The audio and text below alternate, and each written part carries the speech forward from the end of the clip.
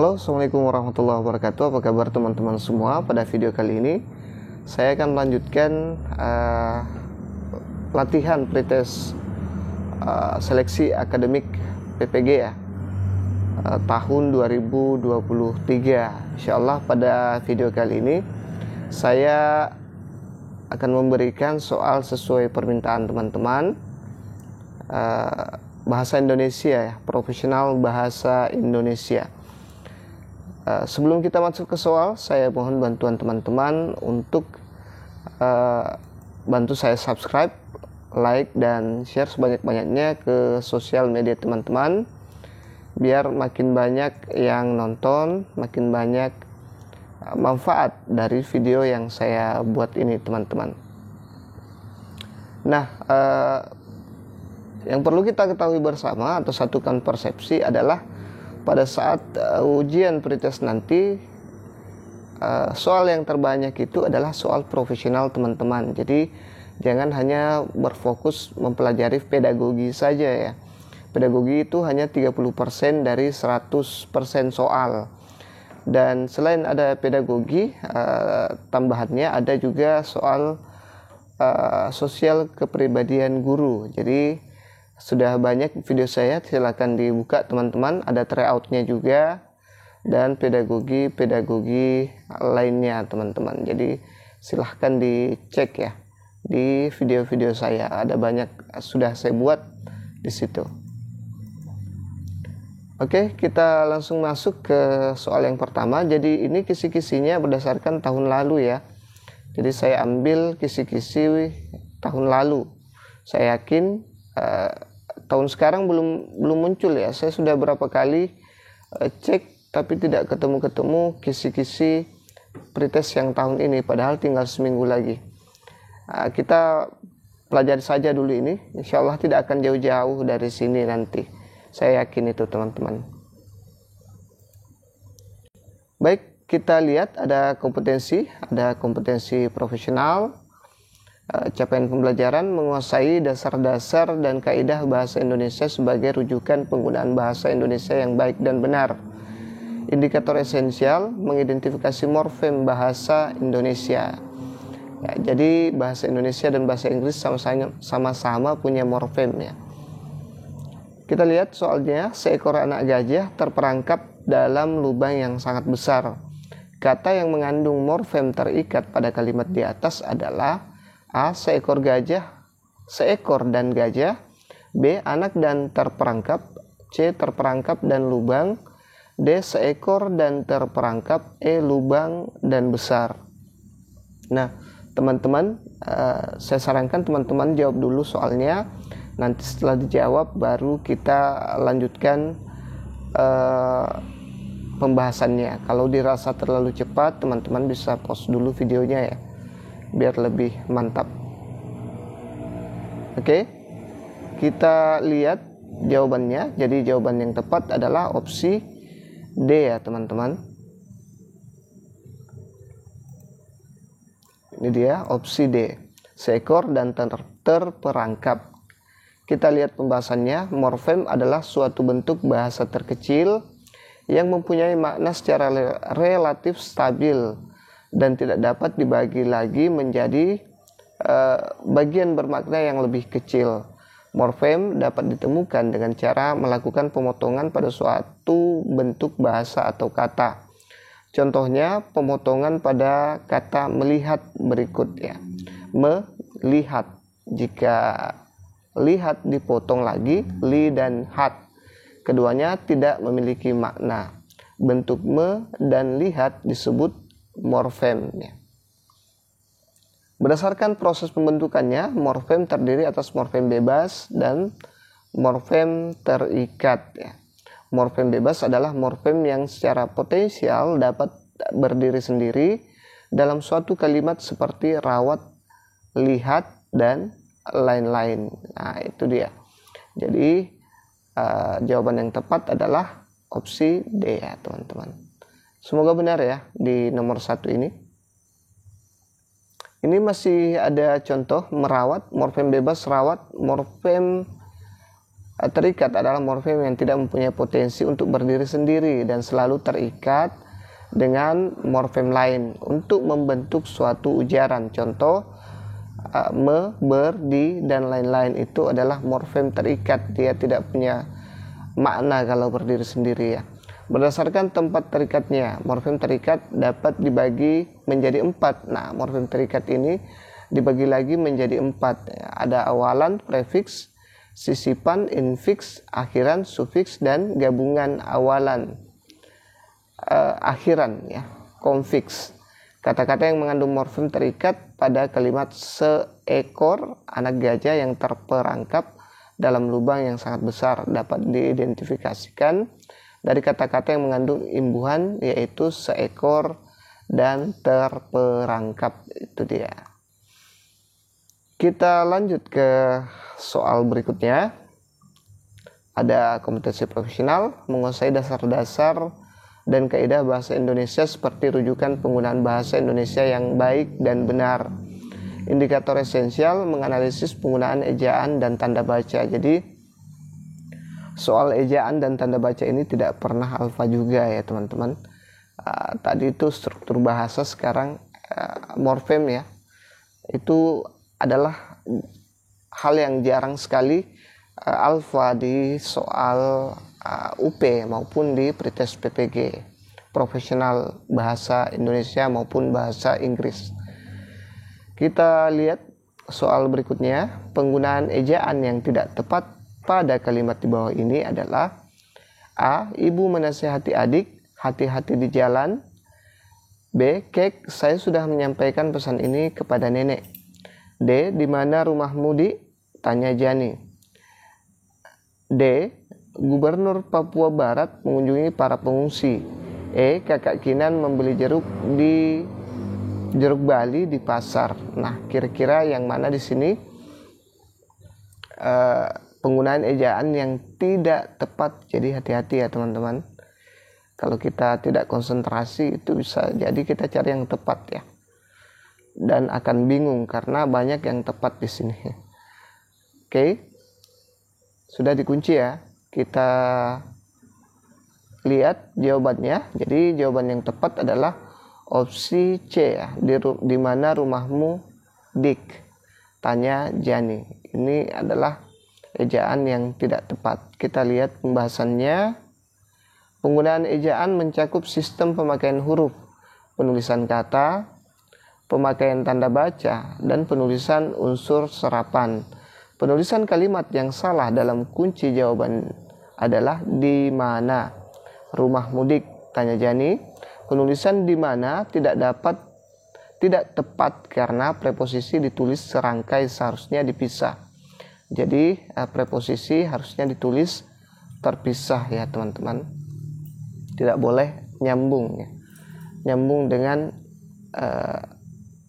induk kalimat, apalah istilahnya ya. Oke, kita lanjut ke soal berikutnya. Jangan lupa subscribe, like, dan bantu share. Ada kompetensi profesional, capaian pembelajaran, memiliki keterampilan berbahasa Indonesia, menyimak, berbicara, membaca, dan menulis. Indikator esensial, menyusun paragraf yang padu. Kita lihat soalnya, bacalah kalimat-kalimat berikut ini. Nah, kalau teman-teman menemukan soal yang seperti ini, teman-teman langsung lihat apa yang diinginkan ya. Apa yang diinginkan soal. Jadi langsung ke sini saja kalau dapat soal yang seperti ini ya. Tapi sebagai latihan tidak apa-apa saya baca ya. Nanti saya jelaskan lagi lebih lanjut. 1. Kerjasama antara kedua alat gerak tersebut membentuk suatu sistem yang disebut sistem gerak. 2. Dengan demikian, organ gerak pada hewan dan manusia dapat dikatakan memiliki kesamaan. 3. Alat-alat gerak yang digunakan pada manusia dan hewan ada 2 macam, yaitu gerak pasif berupa tulang dan alat gerak aktif berupa otot. Yang keempat, kedua alat gerak ini akan bekerja sama dalam melakukan pergerakan. Nah, urutan kalimat yang padu adalah kira-kira yang mana jawabannya, teman-teman? A ada 1, 2, 3, 4, B 4, 3, 2, 1, C 3, 1, 4, 2, D 3, 4, 1, 2, E 1, 3, 4, 2. Silahkan kunci jawabannya. Kalau dirasa terlalu cepat boleh di pause dulu ya. Jadi jawaban yang tepat adalah opsi D. Opsi D ya teman-teman, 3, 4, 1, 2. Kita lihat di sini 3, 4, 1, 2. Coba kita buktikan. 3, alat-alat gerak yang digunakan pada manusia dan hewan ada 2 macam, yaitu alat gerak pasif berupa tulang dan alat gerak aktif berupa otot. Nah, disambung lagi ke 4 ya. Jadi ini nyambung karena ada tadi 2 di sini, 2 macam. 2 macam itu kuncinya, dia menyambung lagi di sini kedua alat ya, menjelaskan lagi kalimat pertama tadi. Kemudian 1, kerjasama antara kedua. Nah, ini lebih memperjelas lagi ya. Kerjasama antara kedua alat gerak tersebut membentuk sistem yang disebut sistem gerak.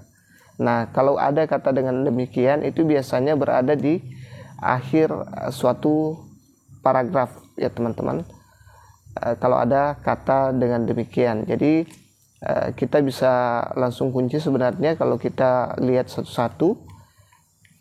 Yang ini ya, jadi ini yang kedua bisa kita langsung coret ya, karena ada kata demikian itu. Nah, tinggal 3, kita bisa menghemat waktu tanpa memperhatikan susunan yang AB ya. Jadi tinggal ini yang kita seleksi. Nah, yang dalam soal UP maupun pretest PPG saya sering bilang bahwa dalam opsi itu 3 salah ya, ingat ya, 3 salah, 1 benar dan 1 pengecoh. Jadi orang rata-rata terkecoh ya dengan jawaban. Soal yang bagus itu memang seperti itu teman-teman, 3 salah, 1 benar dan 1 lagi pengecoh. Nah, pengecohnya itu yang kadang mirip dengan yang benar dan banyak orang yang terkecoh dengan jawaban seperti itu. Nah, ini kalau di sini dia opsi C adalah pengecohnya ya teman-teman. Nah, ini adalah pengecoh di sini. Nah, yang ketiga ini salah ya. Oke. Saya kira jelas ya. Kita lihat susunan paragraf yang terpadu dimulai dengan kalimat yang menyatakan pernyataan umum dan diikuti dengan pernyataan-pernyataan yang bersifat khusus ya. Sama dengan tadi, umum dulu, makin masuk, dan kemudian penutup di sini. Kita lanjut ke soal berikutnya, kompetensi profesional, capaian pembelajaran, memahami hakikat bahasa dan pemulihan bahasa Indonesia. Indikator esensial menganalisis sifat bahasa ya, menganalisis sifat bahasa. Kita lihat soalnya. Status sosial dan latar belakang budaya yang berbeda dari setiap anggota masyarakat memunculkan adanya ideolek, dialek, dan ragam bahasa. Hal ini menunjukkan bahwa bahasa itu bersifat A. konvensional, B. unik, C. dinamis, D. bervariasi, E. produktif. Maaf ya teman-teman, ini saya buat soalnya ini pukul 10 ya. Saya tadi mulai mempersiapkan materinya itu mulai setelah maghrib dan selesai pukul 10 lewat, dan sekarang ini adalah pukul 10 lewat ya saya buat ya, karena kita berburu dengan waktu teman-teman. Minggu depan insya Allah sudah ujian. Oke, kita lihat jawabannya. Saya yakin teman-teman sudah kunci. Jadi dia berada di opsi D ya, bervariasi. Nah, ini.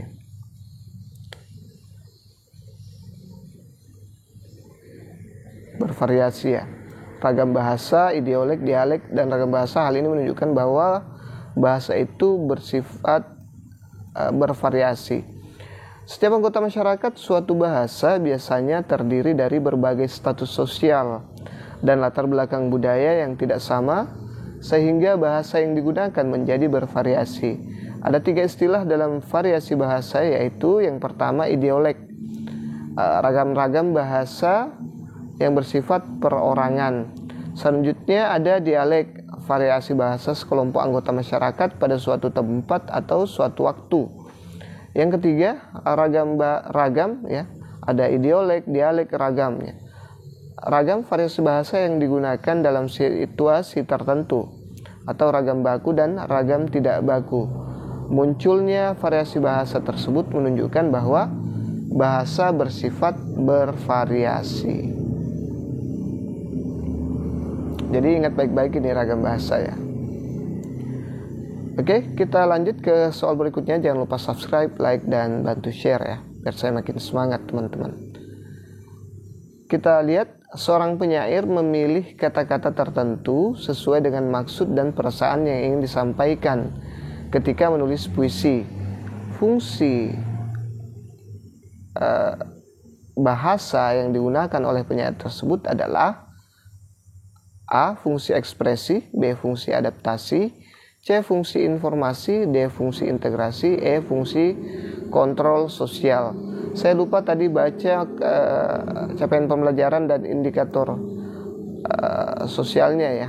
Jadi masih sama, yaitu menganalisis fungsi bahasa.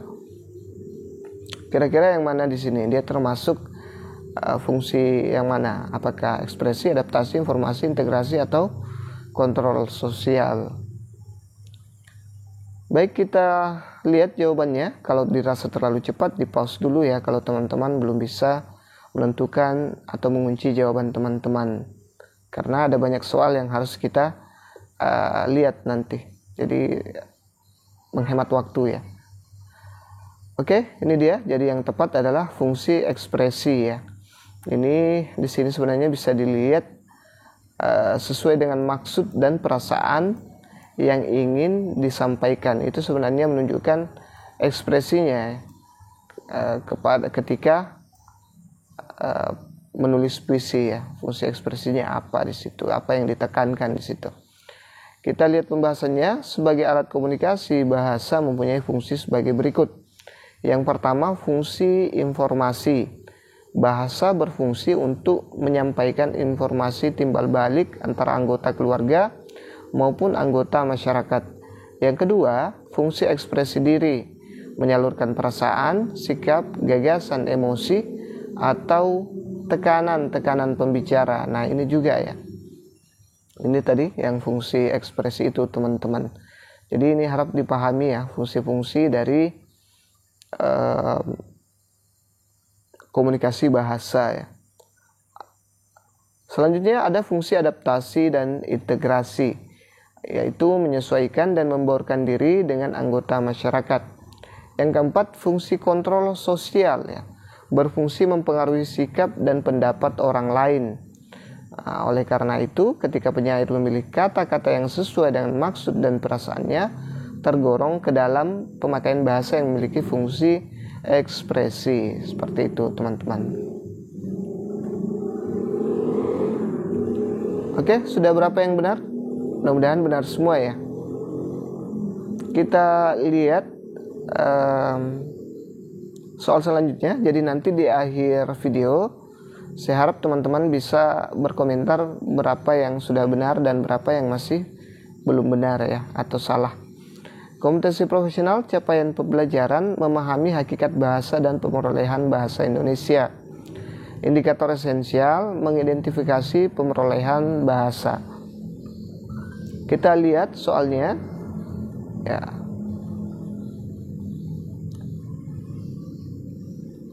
Ani, peserta didik kelas 3 SD, sudah bisa berbicara dengan lancar dengan jumlah kata bisa sampai 12 kata dalam satu kalimat. Ani juga sudah dapat memahami penjelasan guru di kelas sehingga mampu mengikuti pelajaran dengan baik. Hal ini menunjukkan bahwa Ani berada pada fase A. Pragmatik, B. Semantik, C. Sintaksis, D. Morfologis, E. Fonologis. Nah, kira-kira yang mana nih teman-teman? Bagi yang sudah nonton video pedagogis saya itu bisa langsung mengunci jawabannya ya.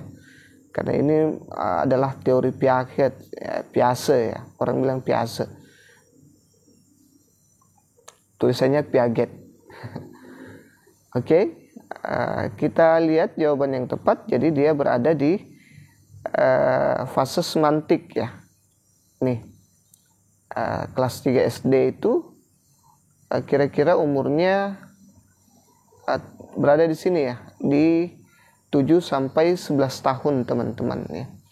Ini kita lihat perkiraan umur 0 hingga 2 tahun, fase fonologis. Dia hanya menyebutkan a, bau-bau dan sebagainya, hanya mengoceh ya. Anak bermain dengan bunyi-bunyi bahasa, mulai mengoceh sampai mengucapkan kata-kata sederhana. Selanjutnya ada fase sintaksis ya, 2 hingga 7 tahun di sini. Anak menunjukkan kesadaran gramatis, berbicara menggunakan kalimat. Nah, kalau 2 sampai 7 tahun itu sudah bisa ya. Kemudian 7 hingga 11 tahun dia sudah berada di fase semantik. Anak dapat membedakan kata sebagai simbol dan memahami konsep yang terkandung dalam kata. Kita lihat anak berusia 9 tahun sudah dapat berbicara dengan lancar dengan jumlah kata bisa sampai 12 kata dalam satu kalimat. Juga dapat memahami konsep yang terkandung dalam kata-kata yang disampaikan guru. Oleh karena itu, Ani berada pada fase semantik ya. Dia sudah 9 tahun ya. Saya bilang tadi dia berada di sini ya, 7 sampai 11 tahun. Oke. Bagaimana? Sudah berapa yang benar teman-teman?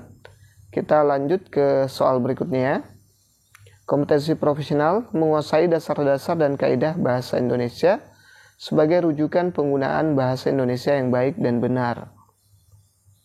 Indikator esensial menganalisis penggunaan imbuhan dan kata dasar. Nah, ini juga jarang-jarang alfa di pretest PPG maupun di soal UP ya. Kita lihat soalnya, proses pembentukan kata pertanggungjawaban berasal dari A. Tanggung jawab ditambah peran, B. Pertanggung ditambah jawaban, C. Pertanggung ditambah jawab ditambah an, D. Per tambah tanggung tambah jawaban, E. Per tambah tanggung tambah jawaban tambah an. Nah, kira-kira yang mana nih teman-teman? Jawaban yang tepat ini ini sebenarnya gampang ya, tapi kalau kita tidak berlatih, kita kadang lupa yang mana ya. Oke, kita lihat jawabannya. Jadi jawabannya adalah tanggung jawab plus peran ya. Jadi ini kata dasar ditambah imbuhan peran ya. Proses pembentukan kata pertanggungjawaban berasal dari kata majemuk tanggung jawab sebagai bentuk dasar dan konfiks peran. Kita lihat soal berikutnya. Jangan lupa subscribe, like, dan bantu share. Capaian pembelajaran menguasai dasar-dasar dan kaidah bahasa Indonesia sebagai rujukan penggunaan bahasa Indonesia yang baik dan benar. Indikator esensial mengidentifikasi jenis dan bentuk kata. Kita lihat soalnya, kata-kata berikut yang bukan kata sifat adalah A. Cemerlang, B. Pahit, C. Telantar, D. Rata, E. Sakit. Nah, kira-kira yang mana? Ini agak mudah sebenarnya ya. Yang bukan kata sifat. Tapi kalau kita jarang belajar, jarang berlatih, kita akan pusing ya. Makanya harus banyak-banyak baca literasi ya. Guru bahasa itu harus banyak-banyak mengulang-ulang. Jadi jawaban yang tepat adalah telantar. Kita lihat pembahasannya. Kata sifat atau adjektiva adalah kata yang menyatakan sifat atau hal keadaan pada suatu benda. Kata sifat juga diartikan sebagai kata yang menerangkan kata benda. Pada umumnya, kata sifat dapat bergabung dengan kata lebih dan semangat. Kata yang tidak bisa digabung dengan kata lebih dan sangat adalah kata telantar, karena telantar termasuk kata kerja. Jadi telantar itu bukan kata sifat ya. Dia adalah kata kerja. Kita lanjut ke soal berikutnya. Kompetensi profesional, capaian pembelajaran menguasai dasar-dasar dan kaidah bahasa Indonesia sebagai rujukan penggunaan bahasa Indonesia yang baik dan benar. Indikator esensial menganalisis frase dan kalimat yang efektif ya. Kita lihat Kelompok kata di bawah ini yang merupakan frasa adalah A. Ayah pergi, B. Bapakku guru, C. Sepatu baru, D. Aldo mahasiswa, E. Adik menangis. Nah, kalau kita lupa lagi dengan ilmunya, kita tidak akan tahu yang mana ini frasa ya, karena mirip ya, semuanya dua kata ya.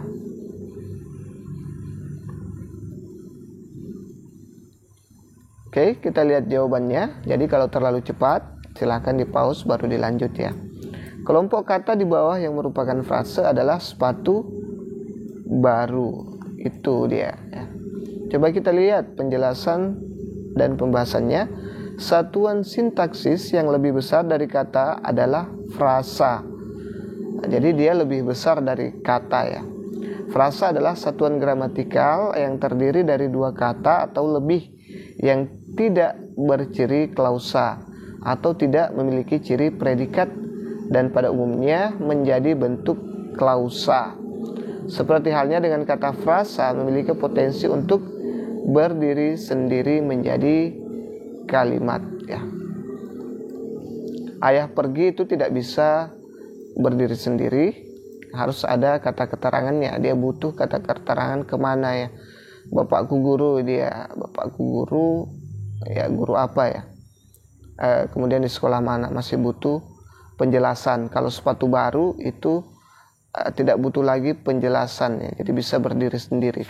Aldo mahasiswa masih butuh penjelasan lebih lanjut di mana mahasiswanya. Kemudian adik menangis ya, bisa lagi kenapa bisa adik menangis dan sebagainya. Oke, kita lanjut ke soal berikutnya. Jangan lupa berkomentar ya teman-teman. Saya lebih suka kalau teman-teman berkomentar ya. Minimal bilang terima kasih, itu sudah sangat membantu menyemangati saya dalam membuat soal-soal ya. Dalam menyusun soal-soal. Maaf, bukan membuat, saya hanya menyusun ya. Kompetensi profesional, capaian pembelajaran, menguasai dasar-dasar dan kaidah bahasa Indonesia sebagai rujukan penggunaan bahasa Indonesia yang baik dan benar. Indikator esensial, mengidentifikasi makna kata. Nah, makna kata ya. Kita lihat soalnya. Mantan pejabat itu duduk di meja hijau untuk mempertanggungjawabkan perbuatannya. Meja hijau pada kalimat di atas bermakna A. Denotatif, B. Konotatif, C. Leksikal, D. Gramatikal, E. Asosiatif. Nah, kira-kira meja hijau ini masuk di mana teman-teman? Apakah di denotatif, konotatif, leksikal, gramatikal, atau malah di asosiatif? Oke, jadi jawaban yang tepat adalah dia masuk di konotatif atau biasa disebut dengan konotasi ya. Kita lihat pembahasannya. Makna denotatif adalah makna dasar, umum, apa adanya dan tidak mencampuri nilai rasa. Jadi asli ya, asli kalau denotatif. Makna konotatif adalah makna yang berupa kiasan. Nah, meja hijau itu berupa kiasan. Sebenarnya di situ adalah persidangan ya, atau yang disertai dengan nilai rasa dan kriteria tambahan yang dikenakan pada makna konseptual. Makna leksikal adalah makna yang seperti dalam kamus. Ini ya, makna leksikal seperti dalam kamus. Makna gramatikal adalah makna yang diperoleh dari hasil peristiwa tata bahasa. Makna asosiatif adalah makna yang dihubungkan dengan nalar di luar bahasa. Jadi ini harus dipahami semua dengan baik ya. Diingat-ingat. Kalau teman-teman sudah lupa apa itu denotatif, apa itu konotatif, leksikal, gramatikal, dan asosiatif. Oke, kita lanjut ke soal berikutnya. Jangan lupa subscribe, like, dan bantu share ya. Pertanyaan di bawah ini yang menunjukkan perbedaan menyimak dan membaca adalah A. Membaca membutuhkan sumber bahan tulisan, sedangkan menyimak membutuhkan sumber lisan. B. Menyimak bersifat reseptif, sedangkan membaca bersifat produktif.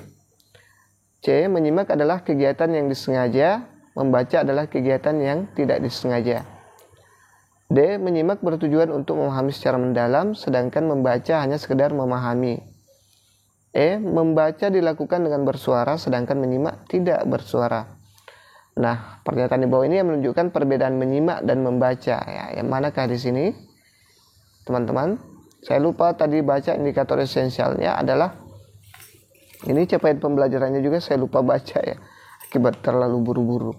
Memiliki keterampilan berbahasa Indonesia, menyimak, berbicara, membaca, dan menulis. Nah, ini adalah skill yang wajib dimiliki oleh anak bahasa ya, baik bahasa Inggris maupun bahasa Indonesia, baik bahasa Jerman dan sebagainya juga ya. Mengidentifikasi ya keterampilan bahasa Indonesia. Oke, apakah sudah dikunci jawabannya teman-teman? Saya yakin sudah dikunci ya. Kalau terlalu cepat bisa di pause dulu videonya. Jadi jawabannya adalah membaca itu membutuhkan sumber bahan tulisan, sedangkan menyimak dia membutuhkan sumber lisan. Kalau di bahasa Inggris ini namanya listening ya. Listen, mendengarkan. Tapi sebenarnya listening itu diartikan lebih ke menyimak ya, karena kita benar-benar memperhatikan what the speaker saying ya. Kita lihat pembahasannya. Hakikat keterampilan menyimak adalah melatih pendengaran dan daya ingat. Aspek keterampilan menyimak bertujuan agar siswa mampu menangkap, memilih, memahami, mengingat, dan mengumpulkan informasi dari apa yang disimak atau didengar. Menyimak adalah suatu proses kegiatan mendengarkan lambang lisan-lisan dengan penuh perhatian, pemahaman, apresiasi, serta interpretasi untuk memperoleh informasi, menangkap isi, serta memahami makna komunikasi yang tidak disampaikan oleh pembicara melalui ujaran atau bahasa lisan. Menyimak adalah suatu proses kegiatan mendengarkan lambang-lambang lisan dengan penuh perhatian, pemahaman, apresiasi, serta interpretasi untuk memperoleh informasi, menangkap isi atau pesan, serta memahami makna komunikasi yang telah disampaikan oleh pembicara. Oke, saya kira itu dulu yang sempat saya share pada kesempatan kali ini. Mudah-mudahan bisa membantu teman-teman nanti lulus ujian pretest PPG. Setidaknya teman-teman bisa ingat-ingat lagi materi-materi kuliahnya dari pembahasan-pembahasan soal yang ada ya. Kita akan lanjut part 2-nya. Kalau memang banyak yang suka, silahkan berkomentar atau kasih super thanks ya. Ada di bawah itu super thanks. Insya Allah saya akan lanjut nanti part 2. Oke, terima kasih sudah menonton. Wassalamualaikum warahmatullahi wabarakatuh. Semoga lulus semua ya teman-teman.